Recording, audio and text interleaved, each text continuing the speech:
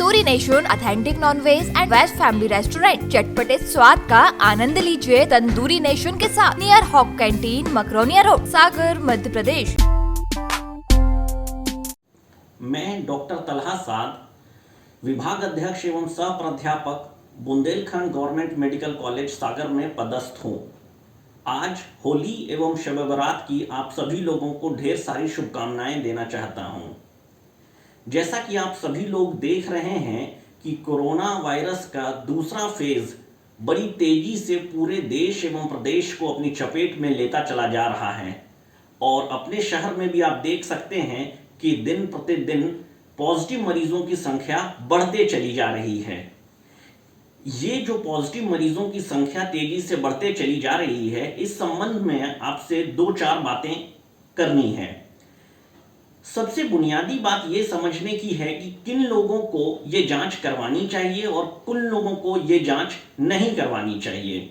और ये जो जांच है, ये जो RT-PCR की जांच जो है, ये होती क्या है? पिछले 1 साल से आप कई बार ये RT-PCR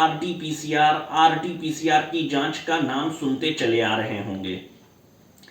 ये RT-PCR की जांच को अगर आप समझेंगे तो आपके सामने 2 सवाल जो हमेशा रहा करता है। पहला कि किन लोगों को ये जांच करानी चाहिए, दूसरा कि अगर मैं पॉजिटिव हूं तो मेरे 14 दिन के आइसोलेशन के बाद क्या मुझे दोबारा भी ये वाली जांच करानी चाहिए या नहीं करानी चाहिए। ये वाली सवाल भी जो है काफी ज्यादा लोग पूछते हैं। पहला सवाल उनके मन में ये घूमता रहता है कि क्या मुझे जांच करा लेनी चाहिए, क्या मुझे जांच करा लेनी चाहिए। दूसरा कि जब मैं पॉजिटिव आ ही चुका हूं, अब मैंने 14 दिन का आइसोलेशन कंप्लीट कर लिया है, तो क्या मुझे फिर से दोबारा जांच करानी चाहिए या नहीं करानी चाहिए। तो सबसे जरूरी बात यह है कि जब तक कि आप इस RT-PCR की जांच को समझेंगे नहीं, तब तक कि आपके मन में ये दुविधा हमेशा बनी रहेगी। और अगर आप इस जांच को समझ लेंगे तो आप ये भी जान जाएंगे कि किन लोगों को ये जांच नहीं करानी चाहिए और वो बिना मतलब व्यर्थ में ये जांच करवा रहे होते हैं। अब ये जांच का क्या मतलब है? ये जो RT-PCR की जांच होती है, जैसा कि जिन लोगों ने जांच करवाई होगी वो जानते होंगे कि उनके गले में या नाक में एक डंडी में रुई लगा हुआ होता है और उसे डाल करके वहां से सैंपल निकाल रहे होते हैं। अब ये जो सैंपल रहा करता है, इसको जब लैब में हम चेक कर रहे होते हैं और जो ये RT-PCR की जांच का जो बुनियादी जो की तरीका है वो ये है कि अगर उसमें वायरस मौजूद होंगे तो वायरस की समझ लीजिए अगर एक लंबाई अगर 10 मीटर की है, एक बात फर्ज करने की और समझने की है कि अगर एक वायरस की लंबाई 10 मीटर की है तो लैब में पहुंचने पे सबसे पहला काम हम ये कर रहे होते हैं कि उस वायरस के छोटे छोटे टुकड़े में उसको तब्दील कर दे रहे होते हैं। मान लीजिए कि 0.5 मीटर या 1 मीटर में उसके छोटे छोटे टुकड़े, जो 10 मीटर का वो एक पूरा वायरस था, उसको 1 मीटर या 0.5 मीटर के छोटे छोटे टुकड़े में हम तब्दील कर रहे होते हैं और फिर उसके छोटे से छोटे जो टुकड़े बना लिए गए हैं उनके ऊपर बाकी और दूसरे प्रकार के एंजाइम्स डाले जाते हैं। ये एक एंजाइम क्या होता है? ये एक केमिकल रिएक्शन कराने का एक तरीका हो रहा होता है जिससे कि आगे की प्रक्रिया हो रही होती है। और उसके बाद फिर ये जो की जांच हो रही होती है उससे ये साबित होता है कि क्या ऐसा अगर कोई भी वायरस, ये वायरस या इससे मिलता जुलता कोई दूसरा वायरस या कोई तीसरा वायरस, कोई भी चीज वहां पर अगर मौजूद थी तो वो एंजाइम जिसने कि एक लंबे 10 मीटर के वायरस को तोड़ करके छोटे छोटे टुकड़े में तब्दील कर दिया और उसके बाद दूसरे एंजाइम डाल करके उसके साइज को बड़ा किया गया, जिसको कि कंप्यूटर ने जांच करके बताया कि हां, यहां पर छोटे से छोटे टुकड़े में भी हमें वायरस मिला है, हां या ना। अब ये पूरी प्रक्रिया को आपने देखा कि किस तरह से ये वायरस को जांचने का तरीका है RT-PCR। इस जांच के तरीके में दो बातें आपको सबसे बुनियादी तरीके से समझने की कोशिश करनी चाहिए। एक तो ये कि ये जांच किसी जिंदा वायरस को पकड़ने का तरीका नहीं है। अब ये जिंदा और डेड वायरस को पकड़ने में अंतर क्या है? ये बात कि बेसिकली क्या होता है कि जिस तरह से एक 10 मीटर के वायरस को छोटे छोटे टुकड़े में एंजाइम ने वहां पर तोड़ दिया, उसी तरह से शरीर भी जब रोग प्रतिरोधक क्षमता वहां पर काम कर रहा होता है तो उस वायरस को निष्क्रिय करने का तरीका शरीर में भी यही होता है कि वो उसके छोटे छोटे टुकड़े में तब्दील कर दे रहा होता है। तो शरीर में भी वो जो छोटे छोटे टुकड़े, जबकि वो वायरस अब खत्म हो चुका है, मर चुका है और उसके छोटे छोटे टुकड़े मौजूद हैं, तो वहां पर भी वो छोटे टुकड़े को जब नाक या गले से जांच की जाएगी और उसके छोटे टुकड़े वहां पर अगर देखे जाएंगे तो वो बोलेगा कि ये तो आरटीपीसीआर पॉजिटिव है। मतलब कि शरीर में अब उस मर चुका है, अब वो वायरस खत्म हो चुका है, वायरस के छोटे छोटे टुकड़े में वो तब्दील हो चुका है, वो मरा हुआ वायरस है। अब वो पूरा 10 मीटर का एक जिंदा वायरस नहीं है, वो छोटा टुकड़ा है 0.5 सेंटीमीटर का या फिर 1 मीटर का। सो उसके छोटे छोटे टुकड़े को भी जब आरटीपीसीआर की आपकी जांच होती है तो वो उसको मापता है कि हां या ना। वो ये नहीं मापता है कि वहां जिंदा वायरस है या मरा हुआ वायरस है। सो ये जो बात है इसको आपको समझने की कोशिश करनी चाहिए कि ये पहली बात तो आपको समझनी थी कि ये जिंदा वायरस और मरे हुए वायरस के बीच में डिफरेंशिएट के बीच में अंतर नहीं बता रहा होता है। तो आरटीपीसीआर की जांच मरे हुए वायरस और जिंदा वायरस के बीच में अंतर नहीं बता रहा होता है।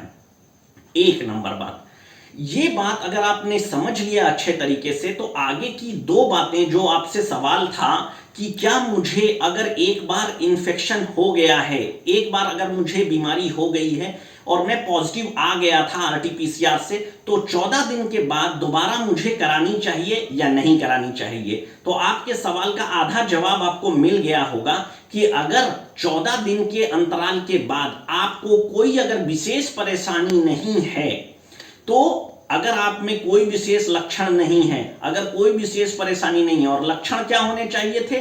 आपको तेज बुखार, अत्यधिक खांसी या सांस फूलने की परेशानी नहीं हो रही थी, तो ये दोबारा जांच कराने बिल्कुल व्यर्थ है।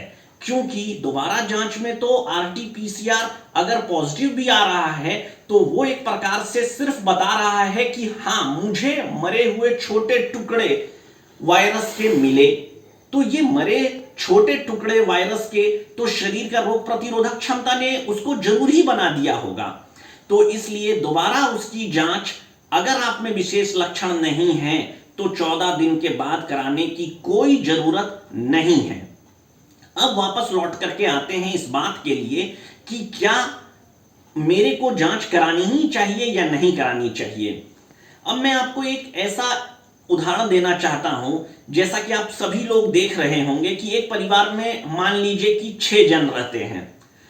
2 जन जो है पॉजिटिव आ गए, सपोज करिए कि माता पिता पॉजिटिव आ गए। अब उनके बच्चे जो है वो ये चीज के लिए परेशान हैं कि मेरी जांच भी करवा दीजिए, मेरी भी जांच हो जानी चाहिए साहब।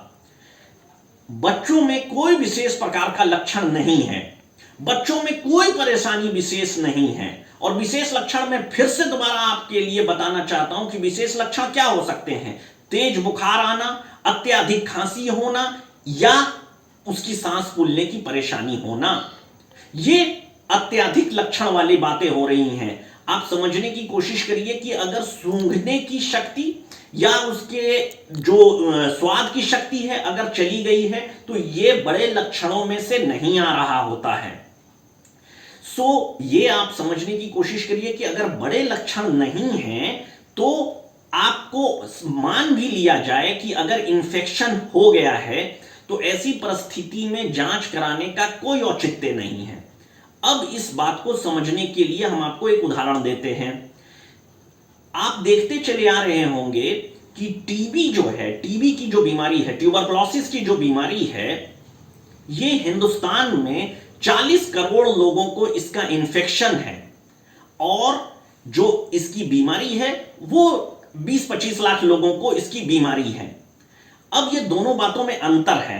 अभी मैंने क्या बोला आपसे कि आपको अगर किसी आपके माता पिता या परिवार में 1-2 जन पॉजिटिव अगर आ गए हैं तो परिवार के और दूसरे जन को ये आरटीपीसीआर की जांच या कोरोना की जांच कराने की कोई विशेष आवश्यकता तब तक नहीं है जब तक कि उन लोगों में कोई विशेष प्रकार का लक्षण ना हो।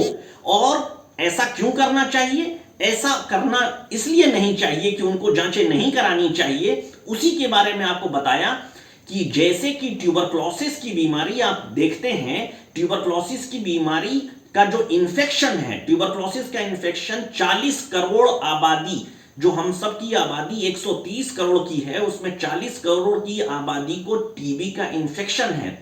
लेकिन टीबी की बीमारी 20 से 25 लाख लोगों को है। अब इन दोनों बातों में अंतर क्या होता है? इन्फेक्शन क्या होता है और बीमारी क्या होती है?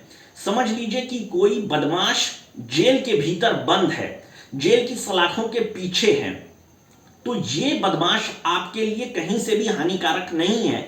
जबरदस्ती उसको जेल में जाकर के अंदर उसको मारने की कोई जरूरत नहीं है।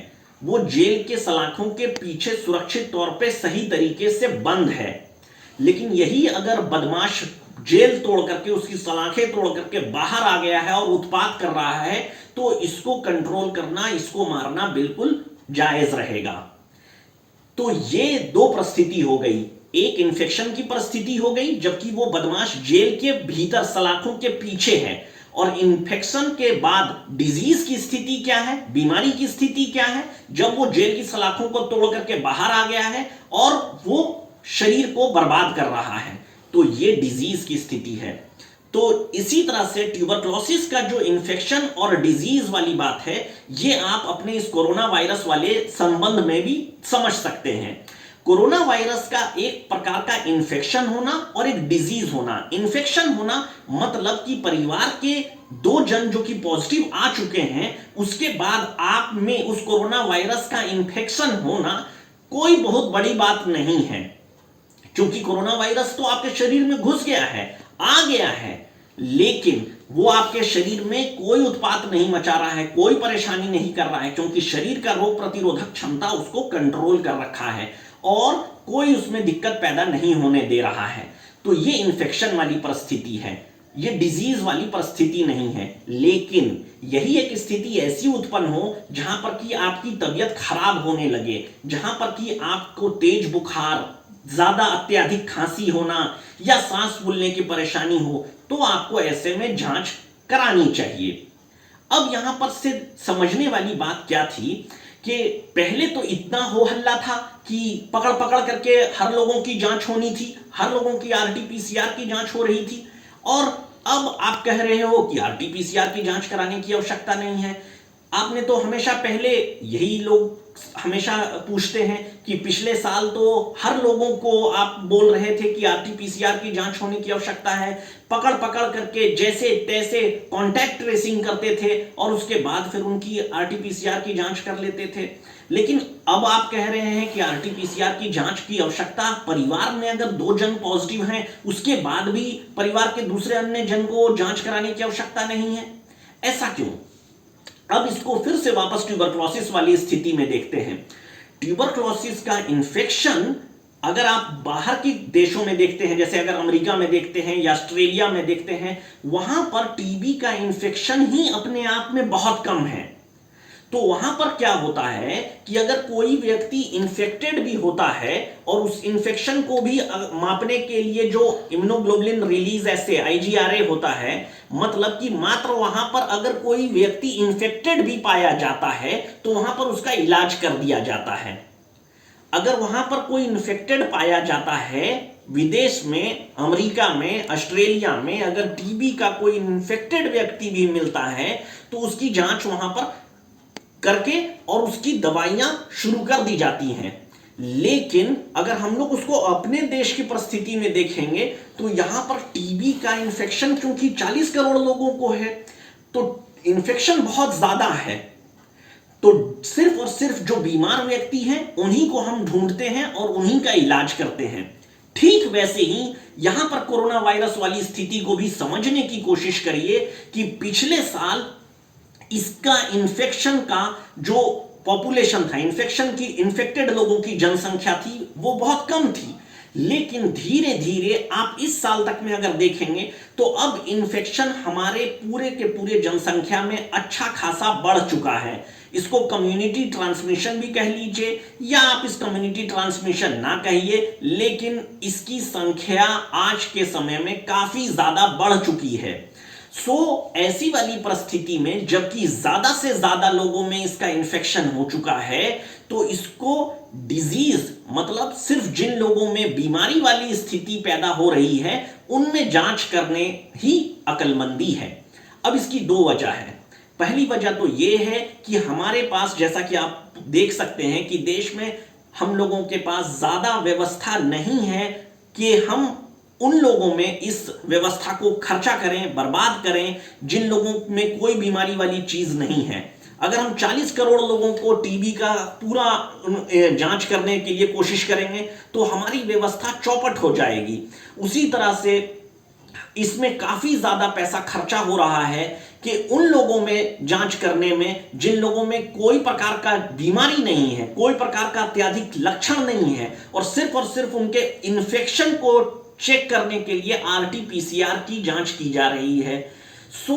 परिवार के अगर कोई 2 जन, 1 जन, किसी को भी अगर पॉजिटिव आ गया है तो बाकी जन को सिर्फ आइसोलेट होने के लिए जरूरत होती है, लेकिन उन लोगों में जांच होने की कोई विशेष आवश्यकता नहीं होती है, क्योंकि ये 100% है कि वो इन्फेक्टेड होंगे भी तो वो इन्फेक्टेड हैं, मगर उनमें डिजीज वाली स्थिति अगर नहीं है, अगर अत्यधिक लक्षण नहीं है, तो उनको अलग से कोई दवाई करने की आवश्यकता नहीं है।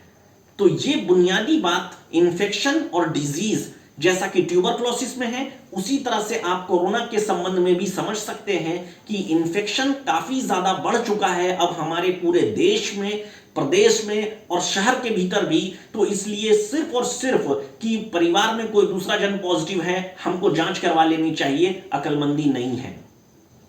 दूसरी बात जो समझने की है, जो कि सरकारी स्तर पे भी देखने की आवश्यकता है कि एयरपोर्ट पे जाने पे या रेलवे में सफर करने पे या बॉर्डर क्रॉस करने पे अगर उन लोगों की जांच का अगर हम रिपोर्ट देख रहे होते हैं तो ये जांच कोई एब्सोल्यूट नहीं है। कोई जांच ये नहीं है कि एक बार अगर आपने जांच करा ली है तो दूसरे, तीसरे दिन या चौथे दिन आपके पॉजिटिव होने की संभावना नहीं है। दूसरी नंबर बात यह है कि ये जो जांच आपने आरटी-पीसीआर की कराई है, ये सिर्फ 30% ही इसका पॉजिटिविटी पकड़ने की क्षमता है। बाकी मतलब 70% लोग पॉजिटिव हो करके भी इसके पकड़ में कोई जरूरी नहीं है कि आप आएंगे। तो जैसा कि आप बात से समझ सकते हैं, इस पूरी लंबी बातचीत से समझाने का आपको 2 मतलब था। पहली बात तो ये थी कि आरटी-पीसीआर की जांच मरे हुए और जीवित वायरस के बीच में अंतर नहीं बता रहा होता है, वो सिर्फ और सिर्फ इन्फेक्शन की स्थिति को बता रहा होता है। दूसरी नंबर बात जो कि इस बात से आपको समझ में आ गई कि 14 दिन के बाद अगर आप पॉजिटिव थे तो दोबारा आपके जांच कराने का औचित्य बिल्कुल नहीं है अगर आप में विशेष लक्षण नहीं है तो। दूसरी नंबर बात कि अगर आपके परिवार के किसी दूसरे जन को पॉजिटिव आ चुका है तो आपके बिना लक्षण सिर्फ और सिर्फ ये बात को समझने के लिए कि क्या आपको इन्फेक्शन हुआ है या नहीं हुआ है, यह आरटी-पीसीआर की जांच कराना कहीं से भी अक्लमंदी नहीं है, क्योंकि आरटी-पीसीआर की जांच आपके सिर्फ और सिर्फ इन्फेक्टेड होने की स्थिति को बता रहा होता है, ना कि आपके डिजीज्ड मतलब आपके बीमार होने की स्थिति को बताता है। क्योंकि अगर आप में विशेष प्रकार के लक्षण नहीं है तो आपको कहीं से भी जांच कराने की आवश्यकता नहीं है। धन्यवाद। Tandoori Nation authentic non veg and veg family restaurant, चटपटे स्वाद का आनंद लीजिए तंदूरी नेशन के साथ।